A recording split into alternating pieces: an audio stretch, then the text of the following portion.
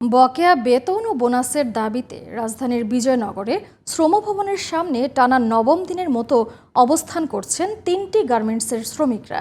তাদের বাধার মুখে অফিসে প্রবেশ করতে পারছেন না কর্মকর্তা কর্মচারীরা। শ্রমিকরা বলছেন, ফ্যাসিস্ট সরকার বিদায় নিলেও তাদের দোসর গার্মেন্টস মালিকরা পাওনা বুঝিয়ে না দিয়ে গা ঢাকা দিয়েছেন। সাইরাস মাহমুদের রিপোর্ট। রাজধানীর বিজয়নগরে মঙ্গলবারও শ্রমভবনের সামনে আন্দোলনরত শ্রমিকদের বাধায় কার্যালয়ে প্রবেশ করতে পারেননি কর্মকর্তা কর্মচারীরা। টানা নবম দিনের মতো সকাল 9টা থেকেই শ্রমভবনের প্রধান ফটকে অবস্থান নেন স্টাইলক্রাফট ও ইয়াং ওয়ান্স বিডির শ্রমিকরা।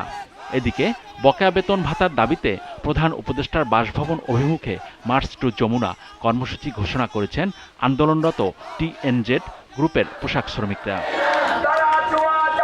আন্দোলনরত শ্রমিকরা জানান, সোমবার প্রধান উপদেষ্টার কার্যালয়ে স্মারকলিপি দেয়া হলেও কোনো সিদ্ধান্ত আসেনি, তাই তারা কর্মকর্তাদের ভবনে প্রবেশ করতে দিচ্ছেন না। আমরা 5 আগস্টের পরে আন্দোলন করে সরকার বানাইছি ডক্টর ইউনূসের, তারপরে সমন্বয়ক আজকে কই নাহিদ, কই আজকে হাসিব, উনারা কোথায়? আমার একটাই প্রশ্ন, উনারা কোথায়? একজন গার্মেন্টস মালিক সরকারের চেয়ে বড় হয়ে গেছে। কষ্ট করি রাত বিরাত, রাত নাই দিন নাই, এত কাজ করি আমরা।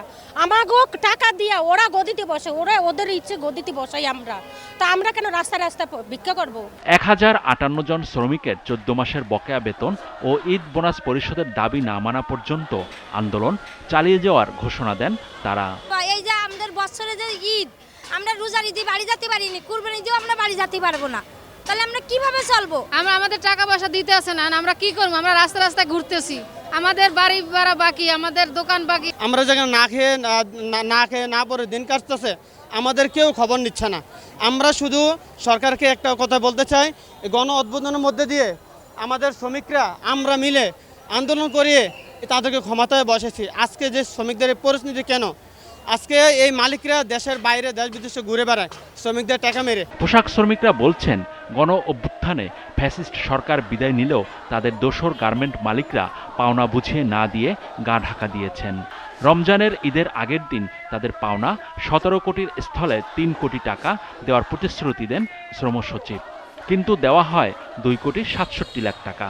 তাই এবার পুরো টাকা আদায় না করে ঘরে ফিরে যাবেন না শ্রমিকরা। Cyrus Mahmud, GTV news, Dhaka.